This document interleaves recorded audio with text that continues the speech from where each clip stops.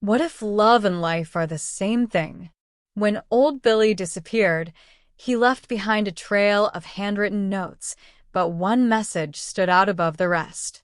I just wanted to love in peace. This isn't just a love story.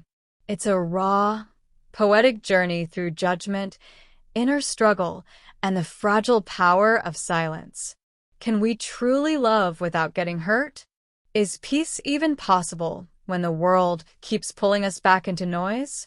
Join us as we explore the delicate dance between love and life, the wisdom of a silent genie, and the courage to transform loneliness into light. This reflection might change the way you see your heart, your mind, and your path. Because maybe loving in peace is the same as living in peace. When the fog descended, silence settled over the village after the discovery of old Billy's departure. His notes were left stacked, serving as entertainment for the locals who chose to share them with others.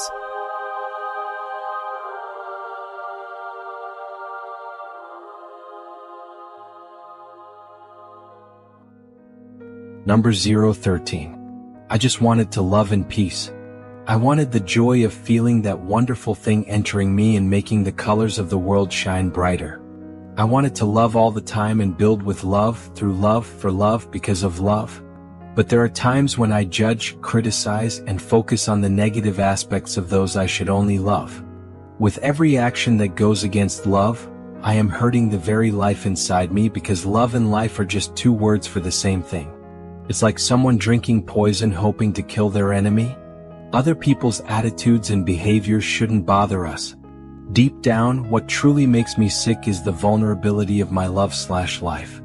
Everything is so delicate that if it were tangible, it would be even more fragile than orchid petals. What bothers me is not knowing how to react only according to what life teaches me. It's always falling into the same small holes over and over, because I can see the big ones. I just wanted to fly over those holes, keep going, and keep going beyond all those human concepts until I understand what life expects from me in the end. Better is that bottled genie. People think he's a certain figure, but the genie is simply silence. Only that silence of the genie can help me not make noise when others' actions seem discordant. I need to strengthen my love/life with the mastery of the genie. I need to find a place where nothing exists and enter there unnoticed, merge with purity, and transform loneliness into nothing so that love can, at last, penetrate every part of my world.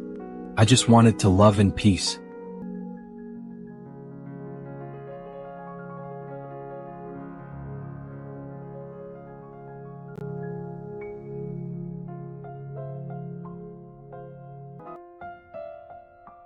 This piece is a deeply introspective meditation on love, life, and inner struggle. It beautifully captures the human paradox, the longing for pure, unconditional love, while battling the unavoidable tendencies of judgment, frustration, and emotional vulnerability. 1. The desire for love as a guiding force. The opening lines express an all-encompassing yearning for love, not just as an emotion, but as a creative force, a foundation for existence itself. Love here is not just personal or romantic. It's a philosophy of life, a way of being. The repetition of love in different contexts emphasizes how central it is to the narrator's worldview. Build with love, through love, for love, because of love. This suggests a pure vision, one that seeks to transform the world through love. 2. The conflict. The imperfection of love in a human world. Despite this desire, the narrator admits to falling into negative emotions, judgment, criticism, and focusing on flaws in others. This is a powerful self-awareness moment, recognizing that these actions are a betrayal of one's own essence rather than just external reactions. The metaphor, drinking poison hoping to kill their enemy, reflects the self-destructive nature of resentment, one of the most profound realizations about human suffering. This internal conflict humanizes the narrator, making them relatable. No matter how much we long for pure love, we all struggle with moments of imperfection, frustration, and emotional turbulence. 3. The fragility of love and life. The line, "If it were tangible, it would be even more fragile than orchid petals," paints a poetic image of love's delicacy. This evokes the ephemeral nature of emotions, how love and life feel beautiful yet vulnerable, requiring care and awareness to be sustained. The idea that love and life are just two words for the same thing reinforces the theme of oneness, a spiritual perspective that aligns with many philosophies, from Eastern teachings to mystical traditions. 4. The struggle with recurring mistakes. The section about falling into the same holes acknowledges an important psychological reality. Self-awareness does not always prevent us from repeating our past mistakes. I can see the big ones. This suggests that major pitfalls are avoidable, but the smaller, more insidious emotional habits are harder to overcome. The desire to fly over those holes represents an urge to rise above human limitations and patterns, to transcend the cycles of pain and reaction. 5. The symbolism of the genie and silence. Perhaps the most intriguing metaphor in the piece is the bottled genie, which the narrator redefines. The genie is simply silence. This is an unexpected but profound interpretation. The true power is not in granting wishes, but in mastering silence. Silence here is not emptiness, but inner control. Wisdom. The ability to not react impulsively to the chaos of the external world. The need to strengthen love life with the mastery of the genie suggests that love must be cultivated with patience, discipline, and the ability to quiet the mind. 6. The final resolution. Entering the nothingness. The closing lines are especially philosophical and mystical. The desire to find a place where nothing exists represents a spiritual retreat into stillness, away from the distractions of human concepts and limitations. Transform loneliness into nothing. This suggests the realization that loneliness is an illusion, and by embracing emptiness, one can become a vessel for pure love. This ending hints at a deep spiritual journey where the dissolution of ego and attachment allows love to fully permeate one's existence. Final thoughts.